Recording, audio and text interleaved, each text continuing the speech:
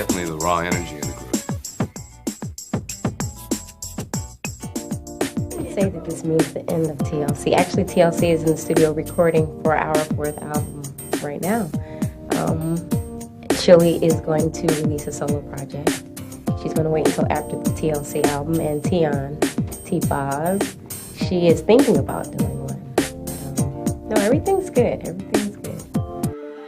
I was always praying for Lisa because I figured she was just looking through a dark glass and it just needed to clear up for her. And that happened. Lord answered my prayer. The first time she went to Honduras was 97. She decided just to clean up her life, and she just stopped everything. She had a really good experience there. My mom always had visions growing up, so it wasn't odd, to hear. Lisa did too. And Lisa felt like there was a spirit after her. I had a vision. It wasn't a dream because I was awake. I was just a normal day, and I saw one of my daughters in a casket. And I didn't know who it was. Well, it happened again, and then I knew who it was. Hey guys, Lisa Lopez was part of the best-selling American girl group of all time, TLC. She was smart and funny, a great talent.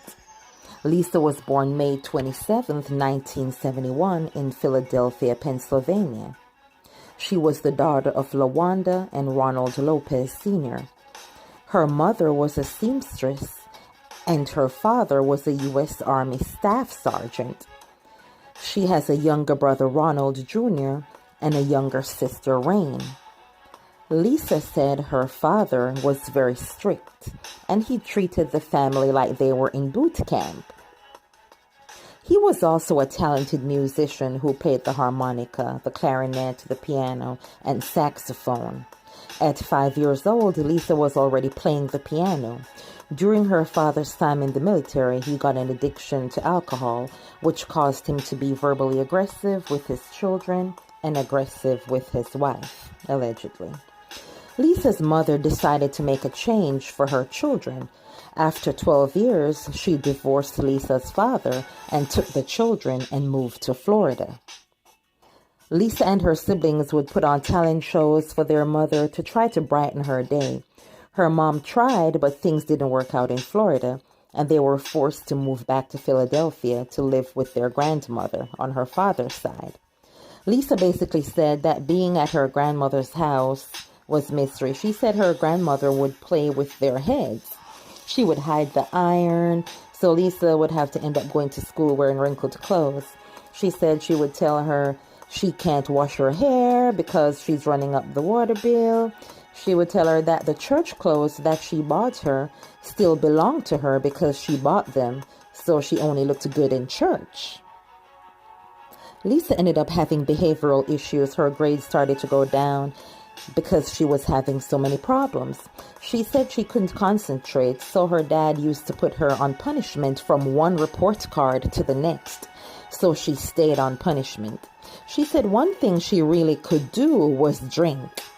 She said her father would come and check on her every week, and he would have the case of beer, and they would get down, and that is one way she got a lot of attention. She could drink a large amount of alcohol and not get tipsy, so that was her thing. She would drink, and her father would say, "Look at her go, look at her go." Lisa went to Philadelphia High School for Girls.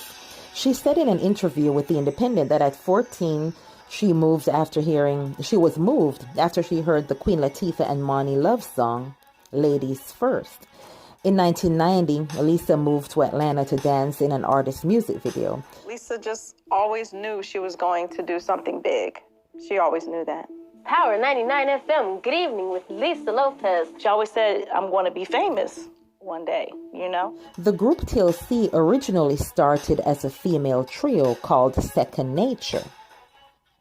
It had T-Boz, Left Eye, and Crystal. The group was renamed TLC.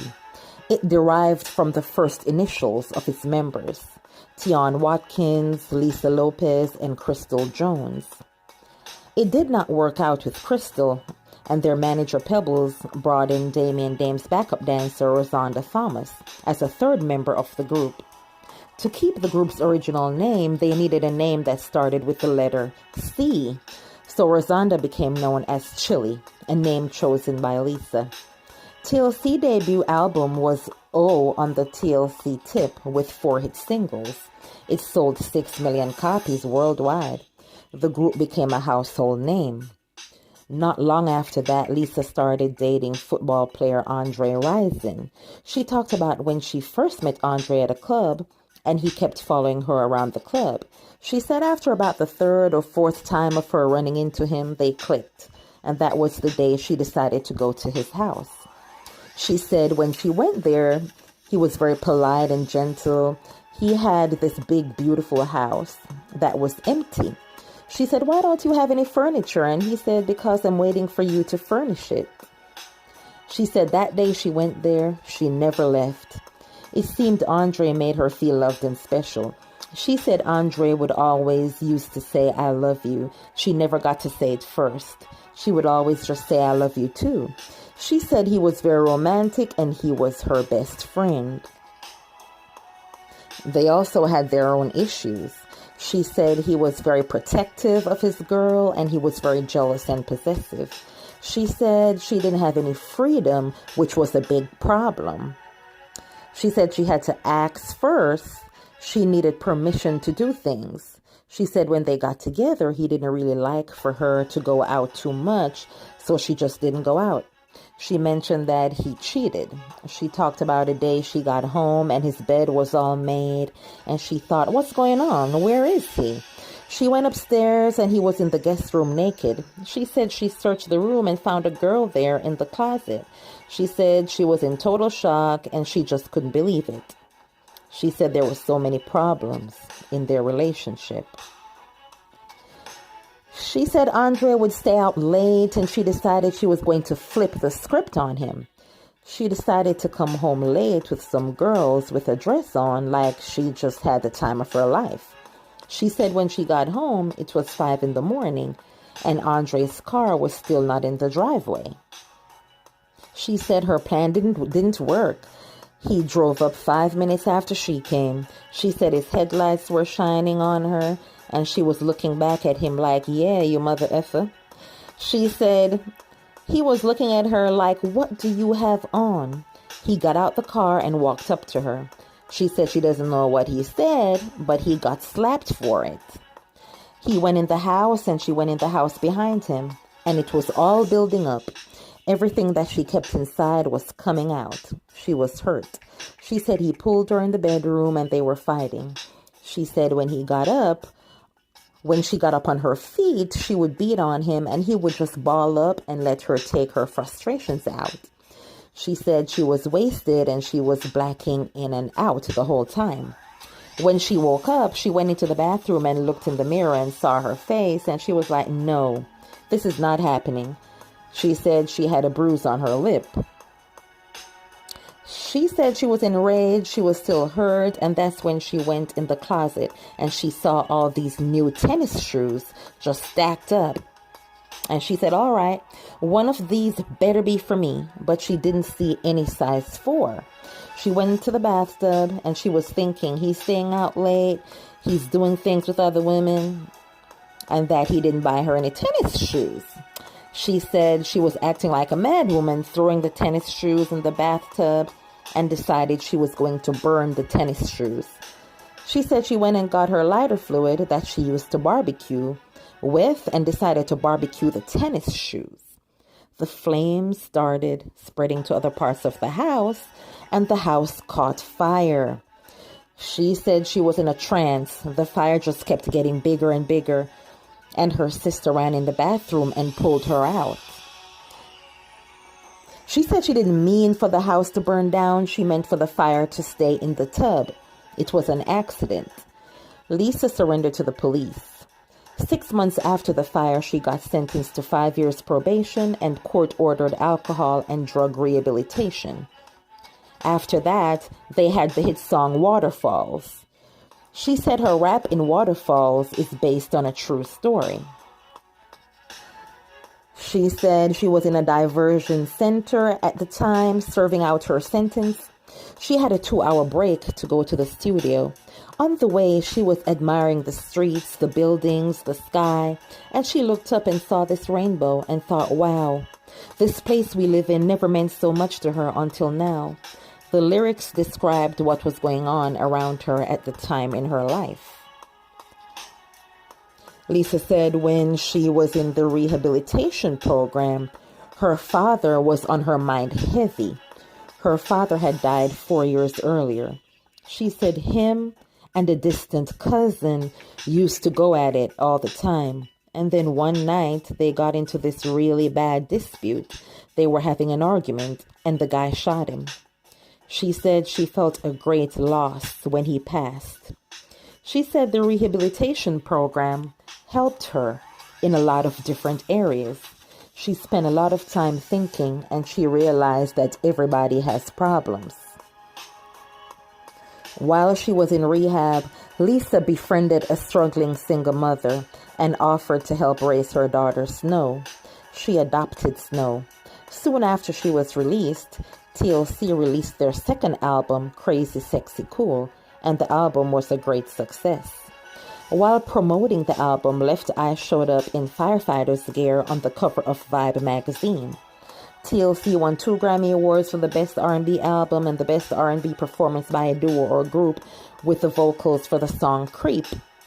They also received multiple wins and nominations at the Billboard Music Awards, the Soul Train Music Awards, the American Music Awards, including Artist of the Year at the 1995 Billboard Music Awards.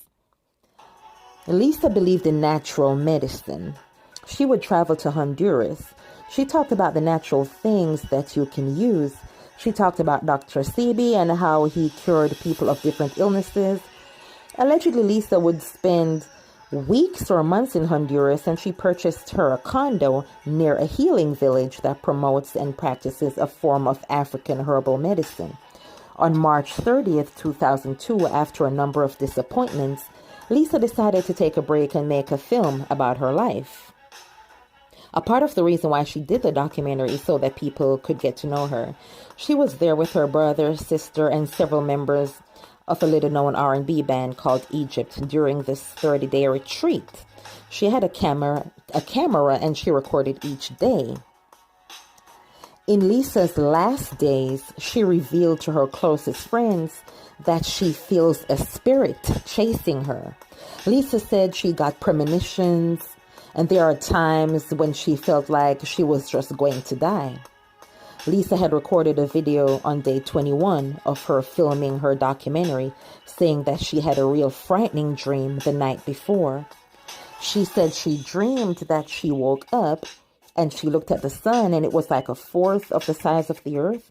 That is how big it was. And she asked Kurt, "Is that the sun?" And he said, "Yeah, that's the sun. We're in trouble." And it was basically the end. Oh, man. Trying to figure out what the rest of the dream was. Anyway, it was basically the end. On day 22, she recorded that this was the 22nd day in the bush and they had 8 more days to go. It was their last week there. Lisa was determined to finish her documentary. She said, "There is a lot more to do, but what happened would always be she would never could complete a project before coming up with a new great idea and jumping onto the next one. But at the same time, that's the reason she has success." TLC reached great success with their album called Fan Mail, released in 1999. It debuted at number 1 and it sold over 10 million copies worldwide. Lisa had a good heart. She bought property in Honduras and began building a camp for kids. She bought a property about 50 acres. It stands for Youth Activity Center, Youth Adventure Center, Youth Athletic Center, Youth Academic Center. Lisa's last public performance, her last public appearance with TLC was at the MTV's 20th anniversary party. Backstage, she discussed her upcoming solo album, Supernova. She said being a solo artist, She can pretty much say whatever she wants to say, however she wants to say it. The album's first single was sent to the radio in July 2001 and became a top 20 hit in the UK, but it failed to chart on the Billboard Hot 100. When the album release was canceled in the United States, all further singles were canceled. Lisa was disappointed when the record company decided not to release the album. That's when she went back to Honduras to recharge and decided to shoot the documentary. So fast forward to day number 25 of shooting the documentary. She talks about how she can't wait to get back to the studio and really work. There's so many things to do and her mind is everywhere. Despite her continuous premonitions, she wanted to move forward. Lisa's fear manifested when a child ran in front of a car that she was riding in. Lisa paid for the child's hospital expenses. Sadly, he died, and she paid for the funeral. Lisa believed that the spirit that was haunting her killed the child by mistake. Lisa had the little boy's shoes, and she said his last name was also Lopez. Ain't that something? Over the course of filming the documentary, Lisa struggled to come to terms with the accident. She said she didn't think she would ever get over it. She was just struggling to come to terms with it. On day 27 of filming the documentary, April 25th, 2002, Lisa Left Eye Lopez was out driving with her crew and had an unfortunate accident. It is said that she swerved to avoid a truck, then sharply to the left as she tried to avoid an oncoming car. The vehicle rolled several times before hitting two trees, throwing Lisa Left Eye Lopez and three others out of the windows. Lisa did not survive. This was a sad time for a lot of us. T-Buzz and Chili was heartbroken after Lisa died. It was a tough time. Lisa's funeral was held at New Birth Missionary Baptist Church in Lithonia, Georgia on May 2nd, 2002. Thousands of people attended. Engraved upon her casket were the lyrics to her portion of Waterfalls, stating, "Dreams are hopeless, aspirations in hopes of coming true, believe in yourself, the rest is up to me and you." Lisa was more than just a superstar. She was special. Rest in peace, Lisa Left Eye Lopez.